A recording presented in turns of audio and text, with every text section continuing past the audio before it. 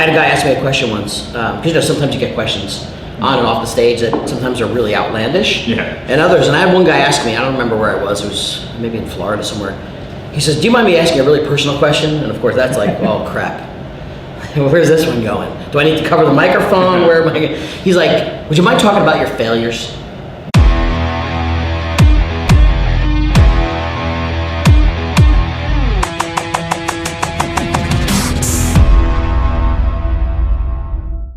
Welcome to the latest episode of Over A Pint. This week we're actually at Inman in New York. So we rented a space on 5th Avenue here. Kind of a cool space. I'm excited this week to have Jeff on the show. So why don't you introduce yourself? Yeah, how's it going? Yeah, Jeff Lobb, CEO of Sparktank Media. We do a lot of speaking, training, coaching all throughout US, Canada, North America. So this week we're going to drink Mass Landing Brewing Company's Dash India Pale Ale. We picked it because it was the only craft beer at the store. So well, it's an IPA, which is good. So we'll give it a whirl today. See what it's like. Yeah. It's a good ale. Yeah, sure. It's light. It's light. I mean, if they only picked one craft beer, you gotta assume it's at least not terrible. Well, you could always mix it up and start. Once you start mixing flavors, it gets a little bit nutty. Yeah. All right, good pour. I'm getting there. Cheers. Cheers, man. Thanks Cheers. for coming on the show. Thanks, man. Appreciate having me. Thanks. It's a good start. It's not bad. No. I'll take it. It's actually pretty good, yeah. That gets the job done. It could be a choice, yeah. So, how long have you been in the real estate industry? Real estate industry? Since a long time. Since 1988. It's over 30 years, man. I was one. So I almost hesitate to say that. I'm like, damn. Yeah, so... Yeah, I was in 1988. I was like probably 19, 20 years old. But I was in it, and then there was a lapse of time where I was kind of partially in it. Took a little corporate hiatus to some corporate roles, but total all in 30 years. So we've seen a lot. So did you start in sales? I started in sales, yeah. So when I was in college, a lot of people don't know this part of the story.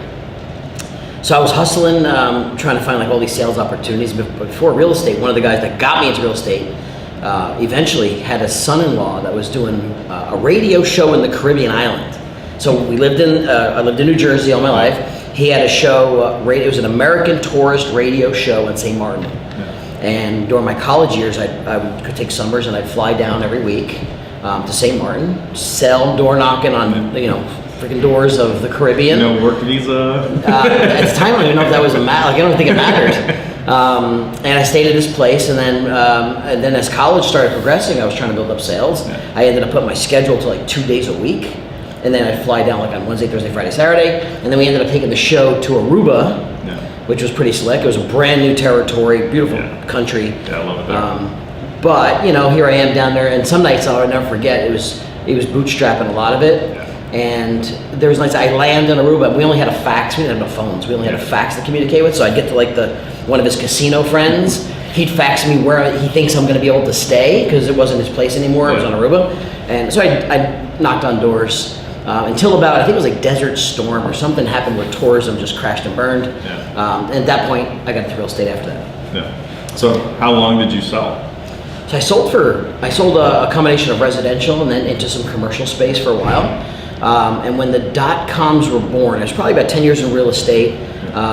I got recruited into sales management, if you will. Like it was Bell Atlantic, to be honest. Yeah. Bell Atlantic then turned Verizon, and then Verizon Wireless was born. And then this whole dot-com and I was always on the sales end of running sales teams or inside sales centers. But I liked I liked being outside. Inside sales was great because we went from 2 sales agents, inside sales, to growth over 110 agents in a year. Wow. It was furious. And we kept thinking, like, how many more cell phones can we sell? Like, how many, because it was car phones, like you installed them in the car. Yeah. And we just sold the crap out of it. So I went to outside B2B, started running sales teams there, and then .com stuff was happening. So the .coms were recruiting like furious for management, leadership. So I was the vice president of this one, I was the senior director of that one, and we were selling like T1 services and high-speed data and that kind of stuff. So I bounced probably between 3 or 4 companies, leadership and sales, and then it busted. Fell off the friggin' face of the earth, man. And when it fell off, I was like, all right, what am I gonna do? Back to real estate. So I made no money for a year in the .com because we paid everybody. We didn't pay ourselves as executive team. And then I went back to real estate. So think about that. Starting from scratch, no sphere, no nothing, just go back and start. Yeah. So we did. We had to hustle really quick. So then you went back to sales. How long did that one go for? So that's where I stayed back in real estate. I started at Remax at the time. It was an entrepreneurial venture. You know, they gave me some flexibility. I paid desk fees, had flexibility in my marketing. Did that for a few years. Got to see the lay of the land at the time. A company was coming into the space back then called Exit Realty. Started getting involved there, bought some franchises and ran some brokerages. Got promoted up the line, I guess corporately, if you will, based in Canada, Mississauga. Was their vice president of tech and marketing. Yep. And we were growing at scale probably from 300 offices to 500 offices. We went to 800 offices, about 30,000 agents. And like everything else, other things were being born, other things were happening, tech was getting better, and we were just trying to create a path to be, cutting edge of where we were. So that being said, at the time I had to then get rid of my franchises, like conflict of interest, sold off the franchises and just kind of took the corporate role, more front end of speaking, training, and company. So I did that. So when you were selling then, so you go back to sales, how did you grow the business from scratch? Yeah, so when you have that pressure on you for a family, like to go make money, you have to really just start trying a lot of things. You got a few kids.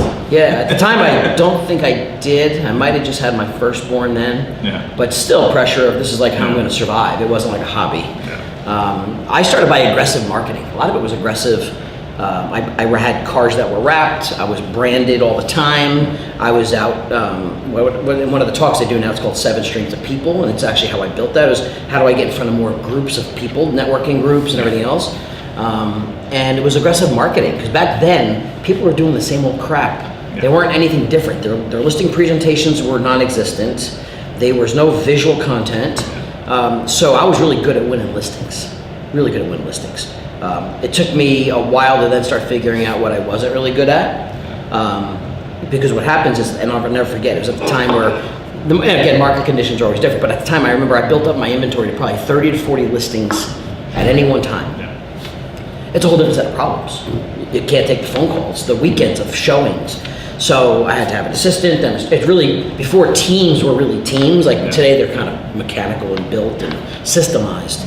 There really wasn't back then. So I just needed a team by default. I needed 2 or 3 people to show homes for me on weekends. I needed an assistant. I needed a marketing person to do all that stuff. And then I even got to a point where I had to hire just one kid to just run around and do like lock boxes, pick up signs, put signs in, just all day long, just run. So a runner, basically. So we started that way, and it was lucrative. It was a really lucrative business. So was there anything back then to because I know a lot of people now will start with like the Millionaire Real Estate Agent book, kind of follow that model. Was there anything when you were selling then, when you had these problems for you to look to for that type of structure? Back then, there was very little structure. You really relied on your broker. At the same time, a lot of brokers weren't equipped to perform. That's just how it was. They were just kind of in that management role of managing. And while I had some decent mentors in my life of business, I think what really taught me was having the sales background, learning how to sell. And I think a lot of people come in not realizing this is a sales position. You have to go find, the goal is, here's one thing, let me go back even to when I first started day one, like 1988, Century 21. The lesson that I learned from there, I carry with me all along. And the traditional model was always built. So I would go out there knocking on doors in like a gold jacket, like it was a Century 21 thing, right? And I was like 19, and I had no inhibitions. I didn't give a crap. I was just nicely knocking on doors, finding people. And after I start getting listings, I find that, let's just call it, not like an age, but like the old timers that have been in the business a while, they're sitting in the office on weekends on floor time taking calls.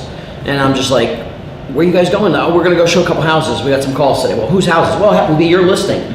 Like, so wait, I'm going to get listings. You're sitting there waiting for the phone to ring. You get leads, and then you're going to show my houses. So they're selling your own leads back to you. It's like almost like a Zillow. So I'm like, well, that's not right. Like, you're going to show like 2 of my properties. I went and hustled and got it, and you're just sitting there waiting for the phone to ring. What the hell's wrong with that?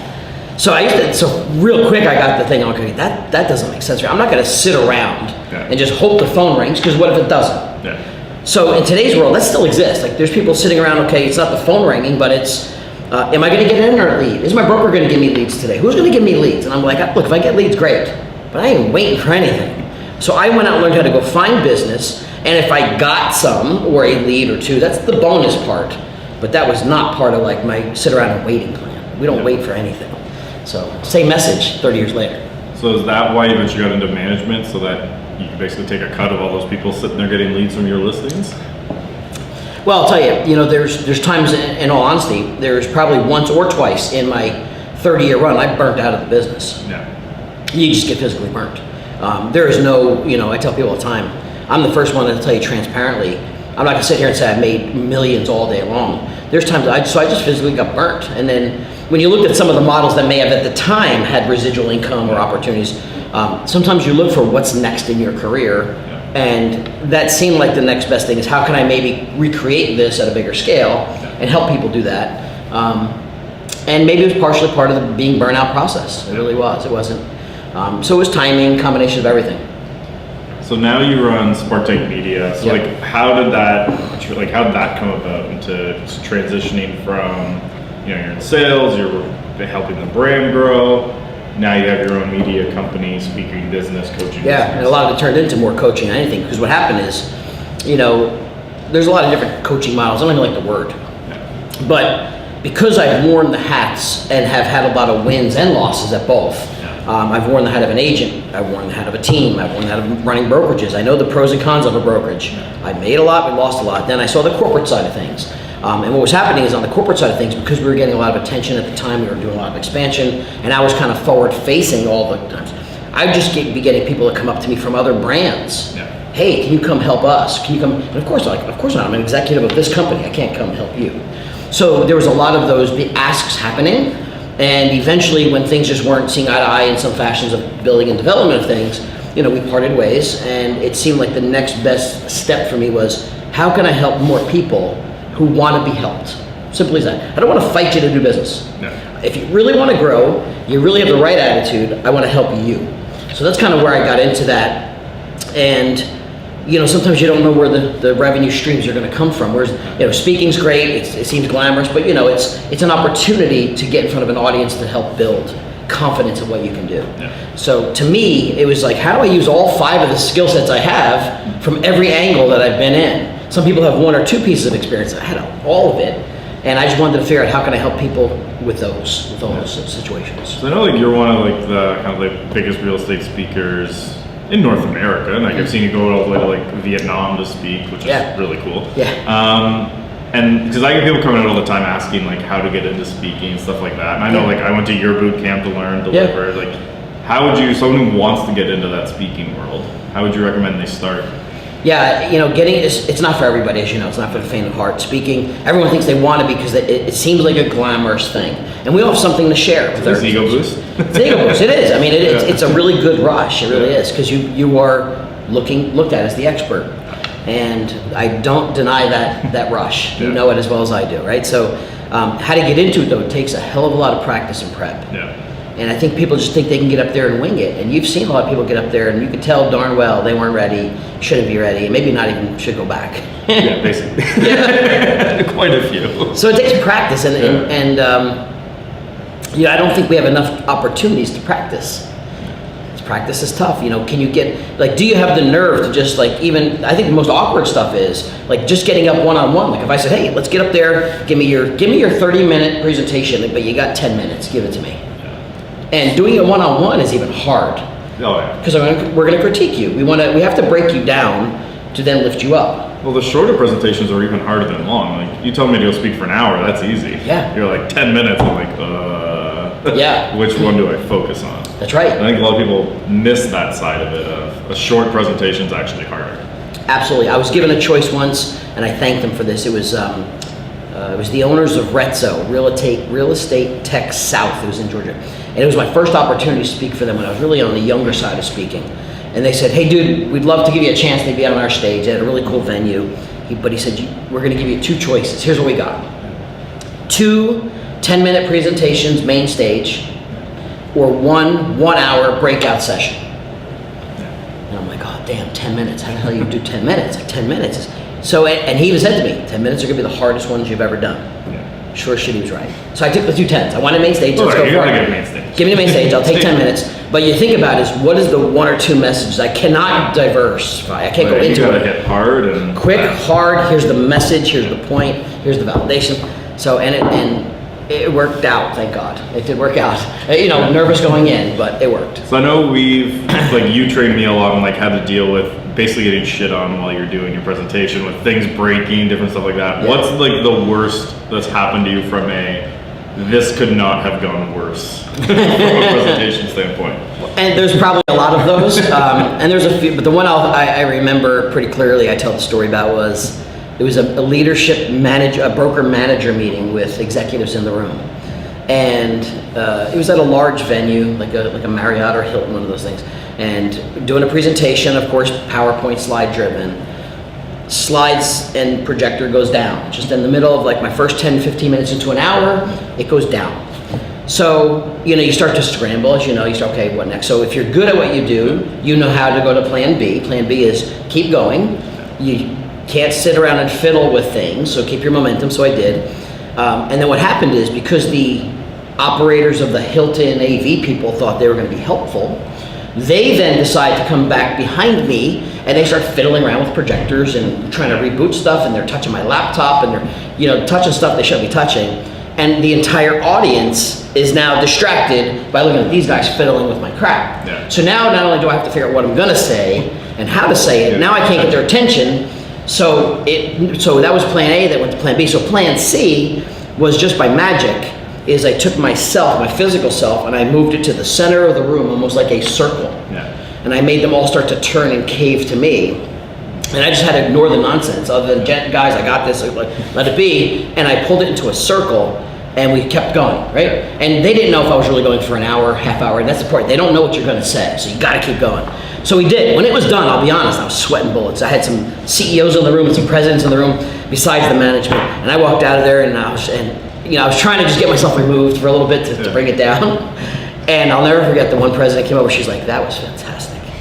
And I looked at her, I said, don't bullshit me, please. Really, don't.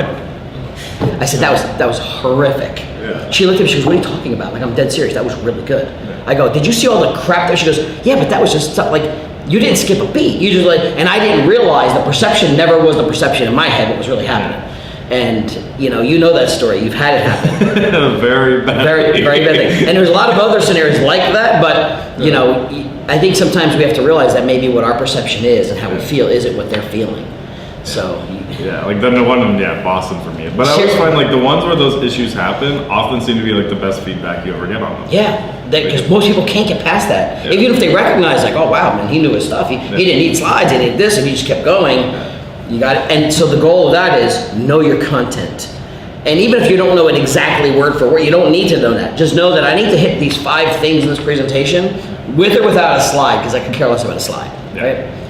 So that's the message. There's also one last thing on the speaking, because I know not everyone's interested in the speaking side of the world. Yeah. And I see this all the time when people start out, is they basically put their entire message on each slide. Yeah. And then they'll go up and they'll read the slide. Yep. How do you feel they should be structuring the slides when they're building a presentation? Well, and there's times where I may even get caught up in that. I'll give an example. If it were up to me, I would just have a slide with either no words or a word or two. However, even some of my slides, there's times where I give a presentation, it's not a keynote, and it's more workshop-ish.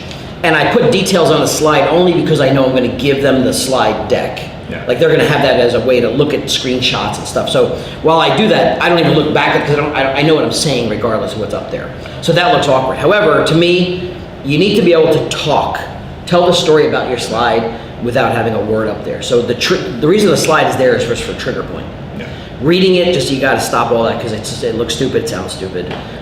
So to me, 1 or 2 trigger words, and then you practice. If I said this, what are you going to talk about? Where do I go? What direction do I go? And even without a slide, you should know that. So it's true. And that is all true for a listing presentation. Yeah. All of it. Yeah. Don't be reading your slides on a listing presentation. Using your finger. Well, right here it says. Stop. Talk, have a conversation, tell the story. To me, it's never about, and I'm going to get to say this on stage in a little while too, it's never even about the script or the presentation. It's what do I say and how do I want to make you feel when I'm done? Yeah. That's the goal. How do I want to make you feel? Are you going to feel confident? Are you going to feel like this guy's got it? They're not going to remember half the crap that was on my slide. they'll remember some of the basic details. But if I get caught up in this stuff, they're gonna go, he's very uncomfortable, not very knowledgeable, he needed his slides. Tell the story, and I want them to feel like confidence when I'm done, and that I've got it all together. So that's how I think of presentations. And one of the things, because like, full disclosure for people watching, I've also hired Jeff as my coach to kind of help me grow my business. And one of the things I really like is it's always comes down to like simplicity. Like our entire business plan is one page. One page. Stuff like that. So like when you're looking at an agent and you're trying to simplify, what would you be like the simplest kind of plan to grow their business? Like how would you go about simplifying that for a regular real estate agent? Most agents fail for the one reason of self-doubt. They don't know. They don't know what to do. They don't know what to say. They don't have the drive or the push to go do the activities that generate the work. And I love to make them understand that the top producers in their core markets have the exact same fair amount of time as all of us. Same 8 to 10 hours a day. They didn't just get magically fed all the business. It happened over time. Happened over consistency. And the problem is they don't have that discipline or the structure to do that. So when we create a business plan, and I've seen a lot of them, there's pages or 50 to 100 pages.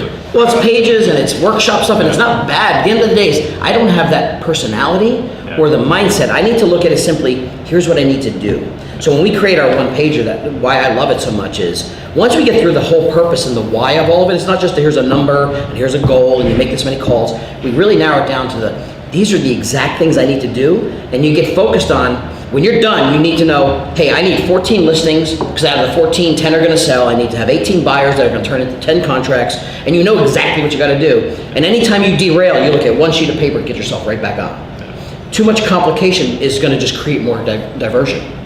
So it really comes down to the lack of activities that generate the results. We're waiting for the easier stuff to happen, and I teach people we don't wait. And I think one of our conversations was speed. How do we move faster? How do we move? Okay, what would it take to move faster? Is it more money? Is it more systems? Is it more people? And maybe faster isn't the right answer, but what would it take if we wanted to go 3 times our sales growth? So we've got to think about that, because at the same time, there is someone else in your business trying to take your business from you. They're getting the business and you're not. So I don't like that. No, it's all mine. I don't like that. I just need a bigger piece of the pie so I can have. That's why it's like people always talk of like coming from that place of abundance and there's enough business for everyone, which I agree with. Like I've even coached some of my own competitors. Sure. But at the same time, every time, like I remember when I was selling, even then, like I would help other agents in my office. I took it as a personal insult every time anyone else got a listing, whether they even had a shot or not. Right. I'm just like, that could have been me. Yeah, I mean, it's that charge that you get that, I mean, look, you want to recreate the feeling of that win. You know, we all say like, what's your why? What's your why? Well, I go a step deeper than that. Like, my why, of course, is my kids and my family, and I got kids in college. I got to get them through college, right? Yeah, it's a good why. However, I go a step, like, what is the why feeling like?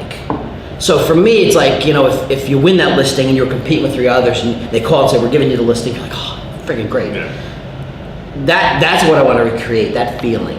You know, the motivational thing, like motivation's short term, it's short lived. What's the Zig Ziglar quote? It's like bathing, you gotta do it every day. Every day. I mean, you could be motivated today because you had a beer, you had a cup of coffee, you had a Starbucks, you're like, this is awesome, and then all of a sudden 2 deals fall apart and your head's under the table. You want to cry, curl up in a ball. So that it doesn't last. However, I want to recreate the feeling of why the hell I'm really doing this. Why am I trying to win? What's that like? So we got to try and get more of those to happen. And it's either in you or it's not too. Some people don't care either. Yeah, so this is actually why my wife won't play most board games with me. I'm way too competitive about it. Yeah, you can say all wound up. It was actually really funny. So when I first started dating her, she invites me over to her house for like the first family dinner, like meeting the grandparents, all that stuff. And she goes, by the way, we always play Monopoly after dinner, and my grandmother's never lost. Wow. And like, I'm just like, okay, that sounds like the perfect challenge. I'm gonna come in here and destroy her. And sure, like, I probably won the entire game in an hour and 20 minutes, which for Monopoly is fast, and like destroyed them. And so my now father-in-law, he thought it was hilarious. Yeah. Because I don't know that the relationship, like, he thought it was funny. So after, my wife's like, what? I was like, lost now. Yeah. She's like, we let her win. Oh. Like, that information would have been good. You should have told me that. Yeah. Now you're the Yeah, I'm like, you got the competitive juices up. Family But I was idiot going now. like a Monopoly master. Yeah, but see who's cooking your dinner next time. See if grandma's gonna step up for you. Yeah, that was pretty funny. Damn. Yeah. Look, we have to realize, we're in a competition. It's all a competition. We're doing it for fun. But at the end of the day, is if we can't make business really work. Yeah, and I'm happy to like tell people how I'm doing it, like you look at like what I do, but because if you try to do it and you manage to do it as well, I have to then get better. Like I like looking at that, like it's just forcing me to go ahead and push harder. I had a guy ask me a question once, because sometimes you get questions on and off the stage that sometimes are really outlandish. Yeah. And others, and I had one guy ask me, I don't remember where it was maybe in Florida somewhere. He says, do you mind me asking a really personal question? And of course that's like, oh crap. Where's this one going? Do I need to cover the microphone? Where am I going? He's like, would you mind talking about your failures?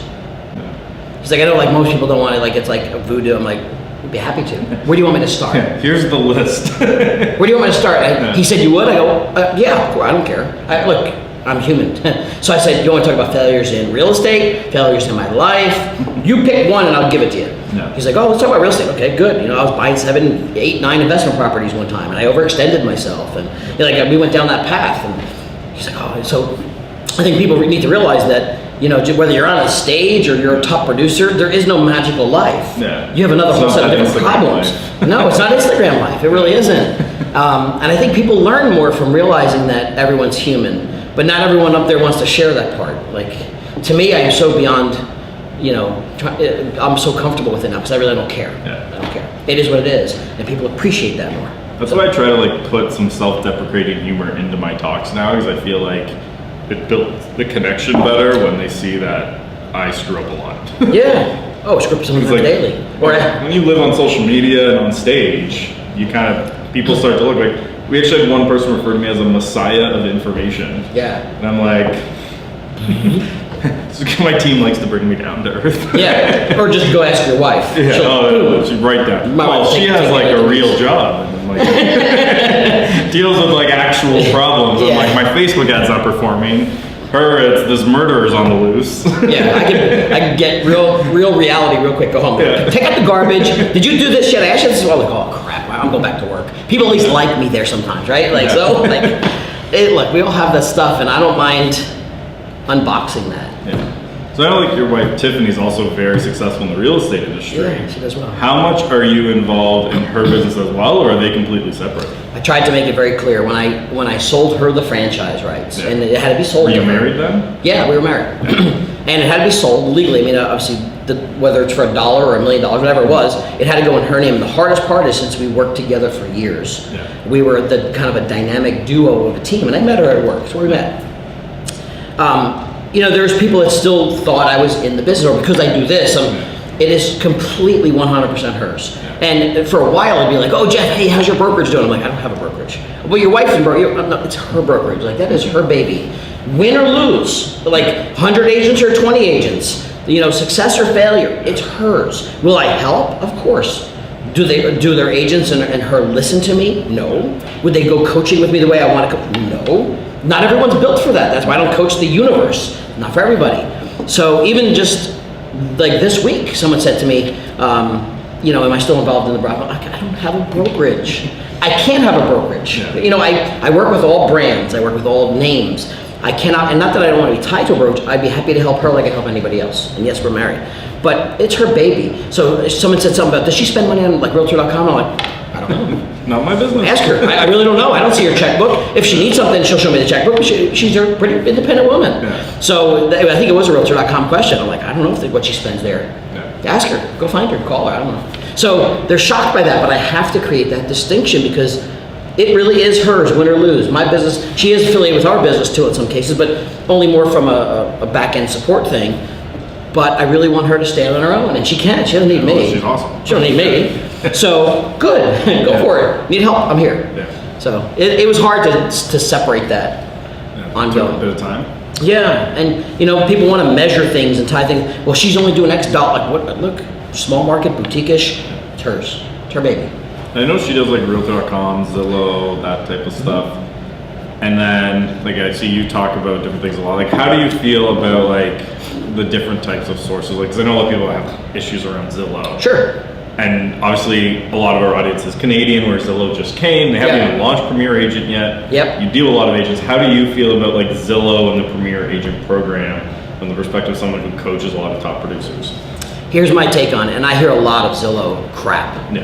And in my opinion is this: anything I could generate a good return on, I'm in. So for example, I have people that love Zillow that are getting a ridiculous return and selling.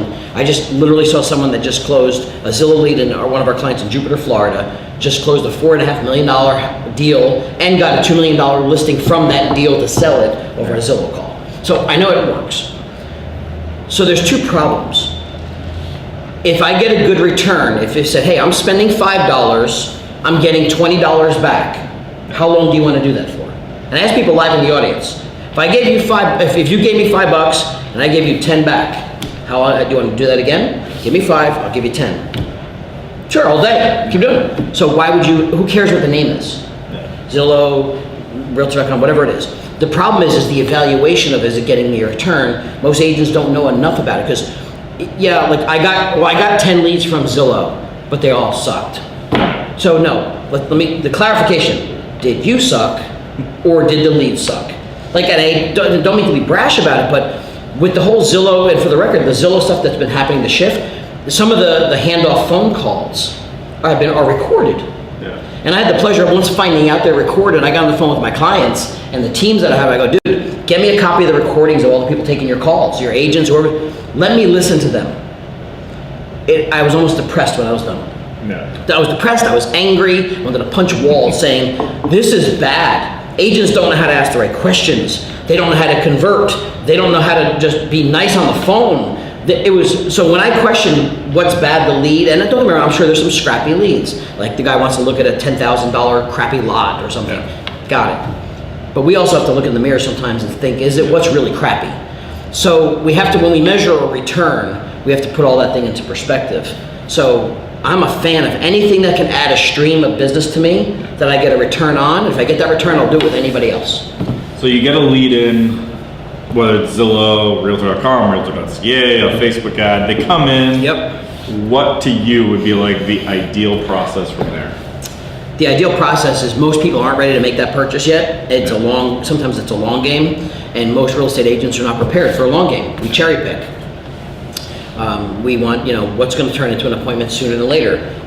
So they don't have a system in place. They don't have a place to nurture it. They don't know how to nurture it. They just think a system, I'll put them in a system. First, some people don't even have a system. Yeah. But I'll put them in a system, and maybe one day they'll call me back because they got an email from me that said something. It's not win. Here's a recipe for a pumpkin pie. Right. Here's time to set your clocks back. Yeah. I don't have a clock. My phone does it automatically. I've had an iPhone for 10 years. I don't even know the time changes. It just happens one day, and I'm like, oh, time changed. So stupid nonsense and digital garbage, digital stuff, does not mean it's going to convert for you. The only thing that's going to convert for you is you. And I'll make this deal right now, and I do this live with people. I'll say, how many of you have a database of clients? A database. Back me up. Yeah. So we got a database. So how many in your database? 1,000, 2,000, 500, whatever. Okay. How many of you have a bunch of leads that are just dead leads? You call them dead. Oh, I do. How many are dead? I don't know. 50, 100. Okay, good. Give them to me. And they're looking at you like they're like, oh no. You have 100 dead leads in your database. You're never going to call them again. They're dead to you. Give them to me. Would you do that? No. Wait. So you're never going to call them ever, and they're dead, but you're not going to give them to me. Why? What are you holding on to? So I said, okay, give them to me, and if I convert anything, I'll give you 25%. Mm-hmm. Oh, okay. Maybe I will. Okay, so if I didn't pay you 25%, you're still going to hold on to them and do nothing. So the logic makes no sense, but here's what I promise you. Thank God I learned that my ego always got in the way of my business. Yeah. It's like a careless but ego. I know that I'm not great on the phone. I'm okay on the phone. I'm better in person. Better like right here, face to face. But you might be better on the phone. She might have a better tone in her voice. You call somebody 6 months later, maybe the time I called, they're in the middle of fighting with the husband and wife, and the kids are making them nuts. Yet when you call, they're having a cup of coffee and they're rethinking about stuff. I know that there's business in your database right now. You just don't have the will to call them, know what to say to them, and maybe you're just not good at it. So find somebody that is. I'm okay to go like, here, call these 50. If you convert something, man, let's just work it out. Because I got nothing now, 0. If I get 30% of nothing, it's still 30%. So we're not willing to do that, and we just hoard these things that do nothing. Yeah, I tried that a lot when I was selling, and actually quite a few of my deals came from that. Was I just go to the top producers, I'm like, give me all your crap. Like anything that you're not working, anything like that, give it to me. I'm taking it. Yeah. And it was a very low conversion rate. Yeah. But I got deals out of it. Like I probably, I'd say 40 grand in 2 years was just from people giving me crap. That's right. And like now, of that 40 grand, I had to give a certain percentage over, and yeah. But that was actually my first deal. Someone just like, this is crap, I don't want it. Well, that's sometimes the beauty of a team too. Like you have to learn. The hardest thing, if I said this earlier, for me to give up was control. Yeah. I thought I could do everything. I could do it all. But what an idiot I was, because why am I sitting here trying to type in my MLS forms when I can't even fill out the paperwork properly? Because I'm no attention to detail. I spell improper, I'm a hot mess. I have to have people proofread my stuff now. It's just not what I am good at. I am good at put me in front of people to talk and build relationships and sell stuff. That's what I'm good at. So I had to give up control of, well, why would I pay somebody for $40,000, $50,000 a year to do that when I could, because I could double that $40,000, $50,000 if I go out and sell more. Or I'm sure I'm never going to grow if I have to keep doing this stuff. And I watch people still trying to design their own marketing. Are you a designer? Do you have really pretty marketing? And if you do, maybe you're not ready for sales. Maybe you're a better marketing person. You know, the one thing I learned from people in the business too is that people come into the business with a different mindset. They think it's real estate something. And they're not really good at it, and more of the time they'll flush out of the business. Before they do that, you have to realize this. If you find a person that isn't great with people, doesn't know how to do presentations well, and you start to ask them the right questions, like, well, what do you really like to do? Well, I like to, design the house stuff. I like the prettiness about, so maybe that's my marketing person, and maybe you're really, you're more magical to me than anybody. Don't go out of the business. I need you, even though you're never going to sell a house or you're never going to list a house. You just don't know it yet. But to me, you're a huge value. So we're watching people come, move, and shake, yet not knowing what their real talents are. And you might be a perfect fit for a producer, just as big as value. I couldn't go produce what I do without that back end person. So we got to start looking at people differently a little bit in this business, in this space. And we'll drink. Cheers. It's good beer, actually. Actually, really good. I'm enjoying this beer. Yeah. Actually, it works out quite well. This would be like a preferred. I would actually go order this wherever it is. Which I haven't drank before. As a reminder, Mass Landing Brewing Company. Where are they based out of? Westbrook, Maine. Maine.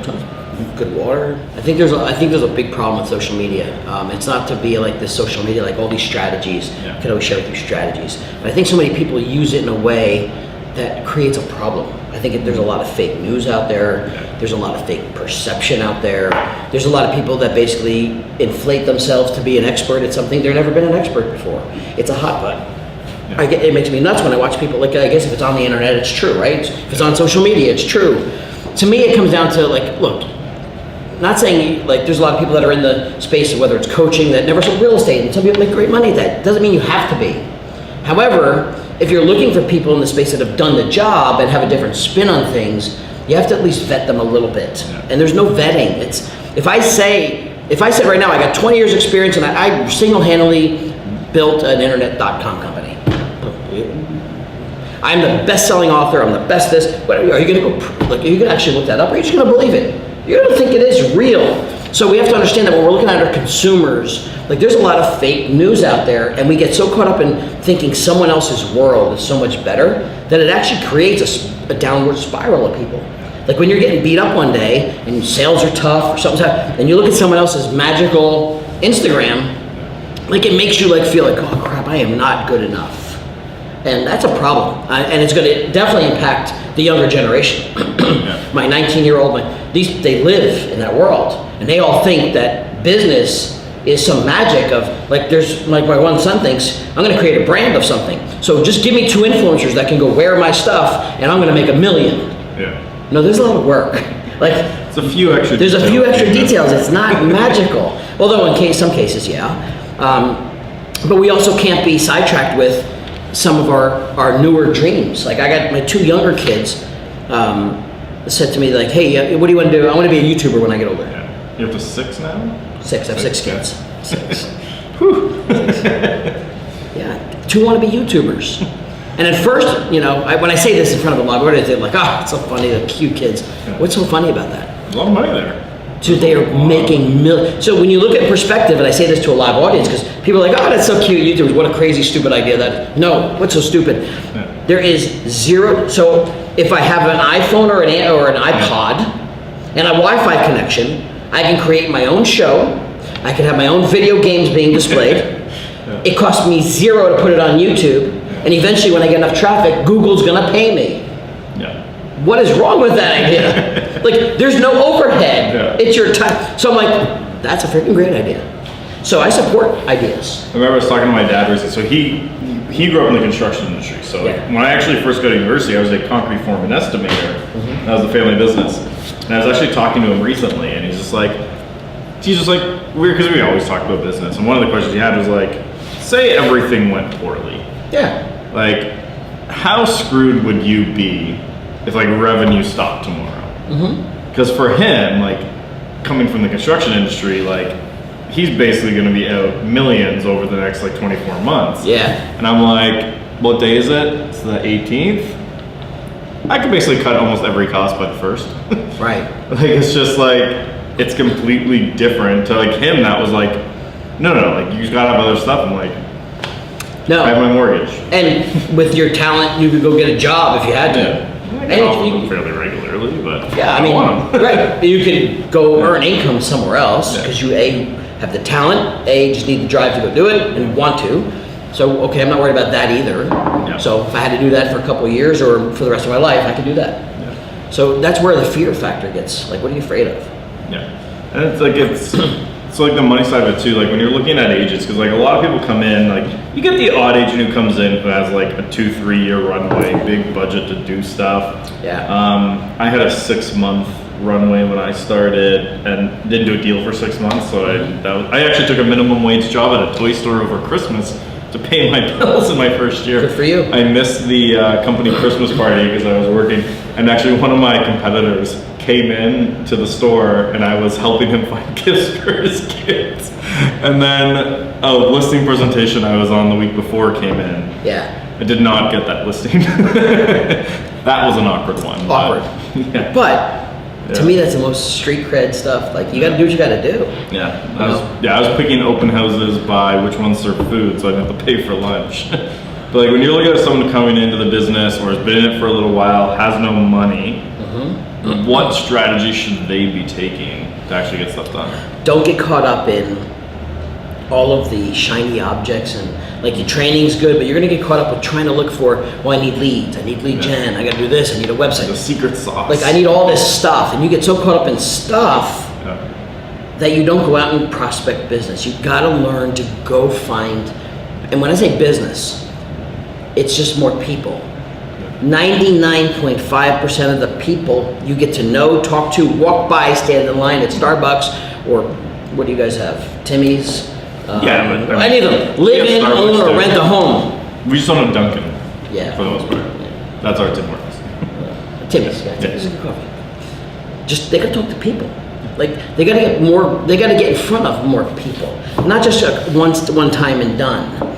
You gotta get yourself involved in groups and schools and community stuff. And it's not a one-time thing. It's got to be consistent where people like you, trust you, and then you share your career with them. So many people will sit around and just, I'm working on building my business, but I'm broke. And I see it a lot of like, and it happens every time like a new fad comes out, or even not a fad, something that's here to stay. Like you get people who are like, okay, like if you're not doing video, you're gonna be out of the business in 5 years. Yeah. If you're not doing Facebook, you're out of business. If you're not doing Instagram, you're not doing Snapchat, Pinterest, right, or any of these other different shiny objects that come out there. How do you feel like? What would be the things like someone actually has to do? Because like I know with me thinking like I have a woman who's my age, I went to high school with her, and she's killing it, like top 30 under 30 awards for like global company, and she like doesn't want any online leads I don't know, like to her, like we tried it and I tested it for her just to like see how she'd like it. She's like, yeah, I'm never doing that again. Yeah. Like, but she kills it, like high 6-figure type of business just from being out there. Like, what should agents actually focus on that's important versus not chasing these, like, you have to do this or you're out of the business, right? Yeah, you gotta learn at least the business. Yeah. So I was giving advice literally to a 19-year-old yesterday getting licensed. And I couldn't be more refreshed to see him getting licensed. Yeah. And he's trying to pick which brokerage he wants to go to, and like what's the magic one I should join. Like I could get one with a 95% split. I'm like, who cares if you have no business? 95% of nothing. You don't even know how to show a house. You don't know how to do a transaction yet. You have no idea. So you can go get the best split ever. Who cares? Yeah. He needs a mentor. He needs somebody to take him under the wing, and it's going to be at a lesser split for a while. Who cares? He needs to go through transactions. He needs to get the confidence to know what a presentation is so he can make it his own. Yeah. So I advise to him, go join a team. Find a cool producing team that has systems and their stuff together. Now, of course, you can find a good brokerage that the broker will take you under their wing or the manager will, but be part of a team and start off as, okay, I'm a buyer's agent. I'm going to show homes, but guess what? In a couple months, you're going to learn how to show homes. What buyers are asking for in neighborhoods, and you're going to learn how to do open houses, and good, go do that. And then take on other responsibilities, but to think you're just going to go get a better split when you have no business, who gives a crap? Well, it's like when I see people like, okay, like, I know Facebook a bit, but I need you to show me Facebook ads. And they're like 6 months in, and if you ask them like, okay, what's the absorption rate? What's the school district? What's all that? They have no idea. No idea. But they want to learn more about like lookalike audiences. And like, don't worry about any of that crap. Like lookalikes? Yeah, like lookalikes will help you when you've already got business and you need to expand and add another revenue stream. That's right. When you're a beginner, I wouldn't even be running Facebook. Like I might run like 300 a month type of things if I even had the budget for that. But like, go and learn the neighborhood to that point. Like I remember I was looking at moving down into the city at one point, and I was talking to an agent who's become a good friend of mine. He's actually been on the show too. And we were looking at buying in his neighborhood, so obviously I went to him. There was not a single listing I ever forwarded to him that he hadn't already seen it in person and knew everything about the area. That's great. And I feel like they need to focus on that first before any of this other crap. Like you have to be the expert in the you gotta know how to sit down with somebody and work on negotiating an agreement. Yeah. How do I even fill it out? If I'm sitting with you in front of you, I don't even know how to fill it out. Confidence is right out the window. So you got to do what I'll call like a lot of mock trials. Yeah. Like even the very beginning, have one of your mentors or team fill out all the stuff for you. Like take it home, look at it, go fill it out yourself. Give me like here's a fake listing, here's a fake house.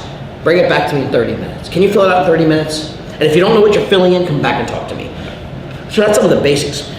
When you get to a higher level, and I got teams that are, hey, I'm at 8, 10, 12 people.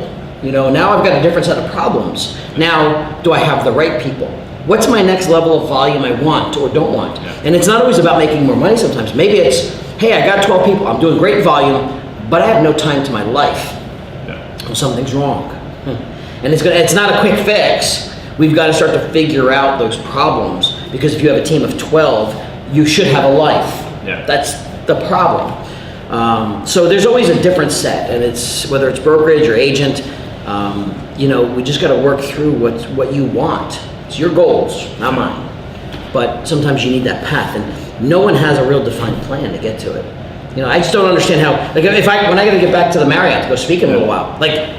I got to pull up Google Maps to figure it out. I'm not going to just go out and start walking around waiting for something to go, hey, where are you going? I don't wait for anything. You got to have a plan. Yeah. No one has it. Very few have it. Yeah, and I just feel like people are so much crap. Yeah, they don't need it. Like when I was selling, my CRM and granted, probably not the right one, was an Excel spreadsheet and my Google Calendar. That's where you started. Yeah. If that's what works for you for now, that works. But you'll evolve to stuff at some point. Yeah. If I had an Excel spreadsheet as my CRM is $600 a month. Then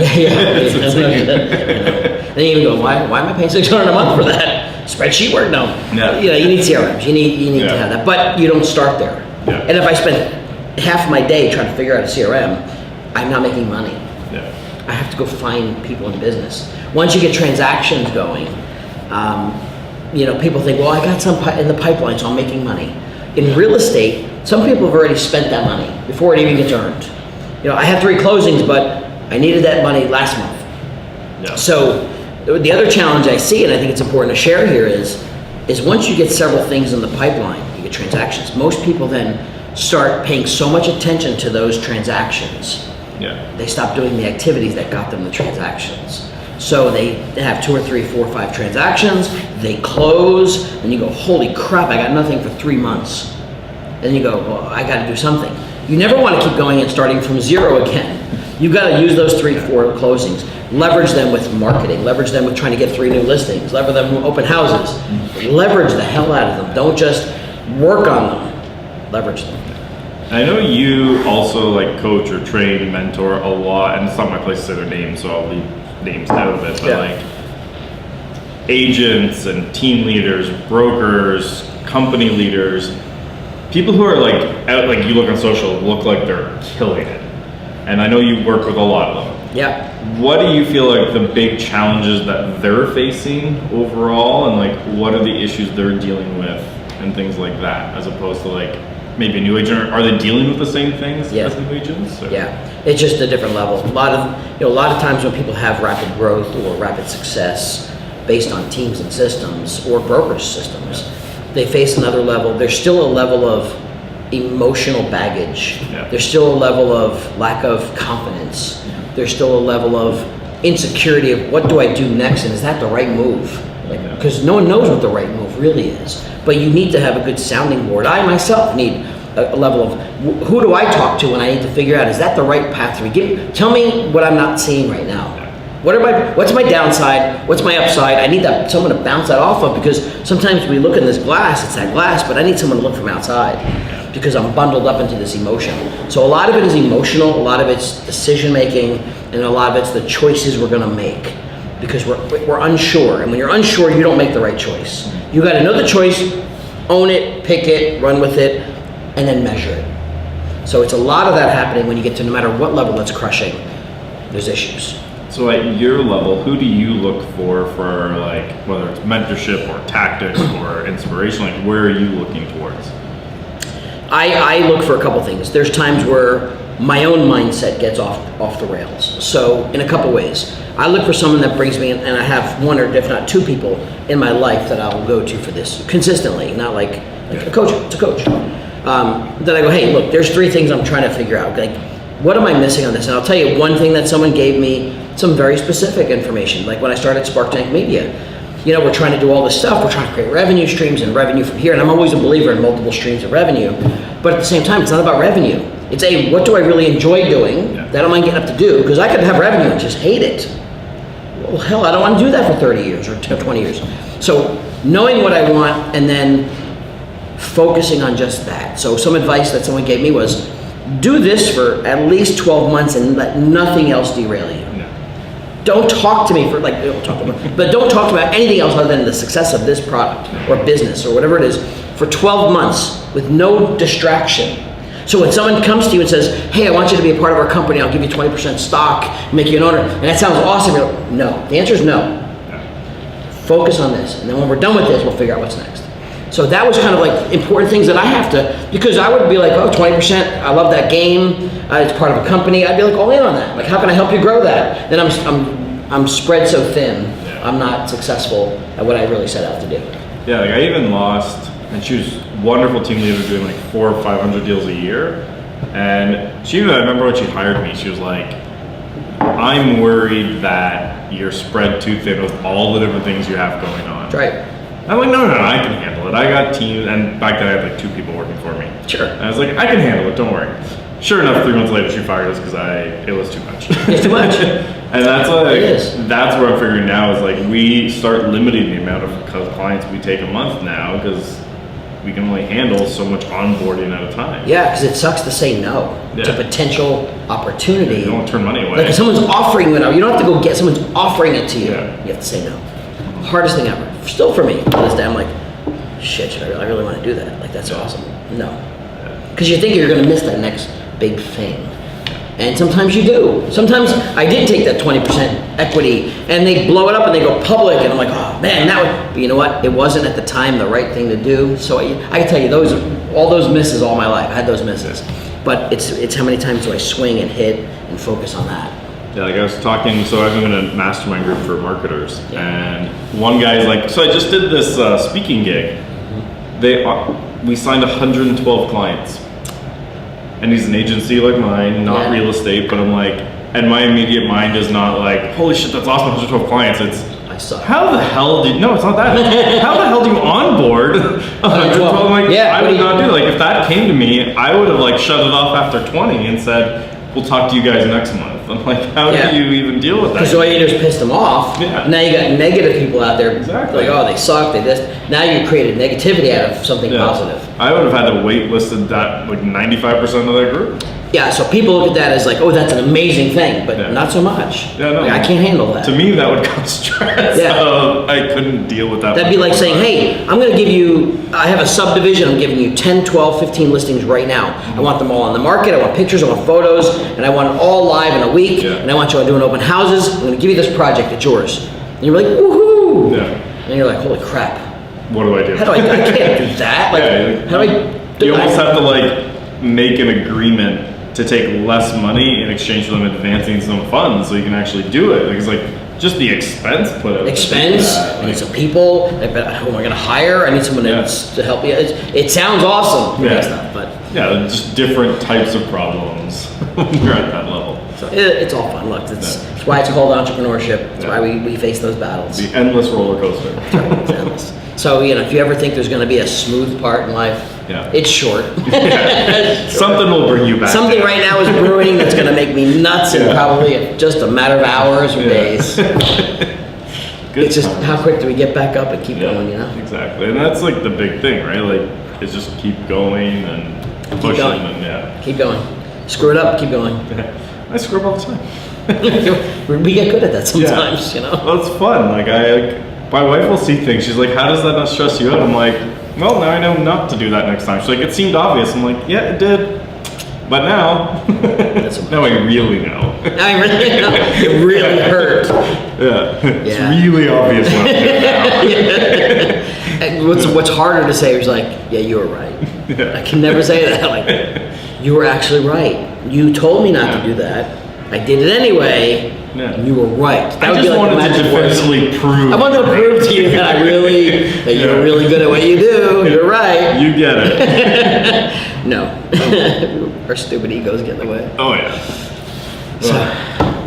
But anything else? So if people wanted to, whether it's hire you as a coach or just reach out and talk to you, well, basically what I'm asking is pitch them on you, and then how do they get a hold of you? Sure. Pitch is easy. If you have or want or the will to go build your business and grow it, I'm open to a conversation to help you do it. If you're not, that's okay too, just not for me. I really want to help people. I made a conscious choice. I'm not going to force people to grow their business. I'm not going to fight you on not doing the work. If you want to, we can map it out, we can plan it, be accountable, strategies, and if I don't know the answer, we pull in the answer from my resources. So I get that thrill of doing that. So if you want to have that conversation, I'm open to it. And whether you have a brokerage or a team or you're an agent or whoever you are, we can help you in a couple different ways. That being said, Jeff at Sparktankmedia.com is the easiest way, but you can Google me, you can Facebook message me. Pretty accessible in most ways, and then we'll find our own channel of command. But it's always fun to talk to who has challenges. But the will to do it, if you have the will and the want, I'm in. So who shouldn't call you? The one that's looking for the magic crap. Like, oh, this guy's going to help me make. I'm not going to help you make money. I'm going to give you the direction. I'm going to tell you what you should be doing. I'm going to hold you accountable doing it. I don't want someone. There's someone right now in my world that I have to. I'm not going to take their money anymore. It's the hardest thing ever. It's not me, right? It's not you. But I feel terrible that we're not accomplishing anything. And while I'm not your typical, like, I'm not a hard ass. I mean, I could come across strong, but I'm not going to belittle you. But there's to a point where you are not doing anything I'm telling you, but you enjoy this conversation and you want to still pay me. I'm not getting a thrill out of that. I'm not paying you to be my friend. So, like, let's just figure out what you want to go do. Like, let's just cut that off. And so it's kind of hard for me to, basically, I'm firing my own client. And it sounds strange. It sounds strange, but it makes me counterproductive knowing I have to get on this call and then pretty much bow down to the nonsense that I'm going to have to deal with. So that's not the person I want. Thanks for coming on. Hey, man, thank you. Appreciate it. That was a lot of fun. Good choice of beer, too, by Cheers. the way, man. Cheers, man. To Onward. Yeah. Onward, big stuff, and watch what he's going to be doing in the next few years, too. That's going to be the fun part. Yeah, I'm excited. Yeah, double and triple shit. Yeah. So we're just gonna do a quick bonus video here for people in the wheelhouse. So one of the things I find really interesting is like people all the time talk about like hashtag strategy on Instagram and things like that. You've taken that to like the next level. Yeah. And I'm just gonna leave it there and let you explain even what I mean by that. Okay. Yeah, so I'll preface it a little bit so we have a little understanding.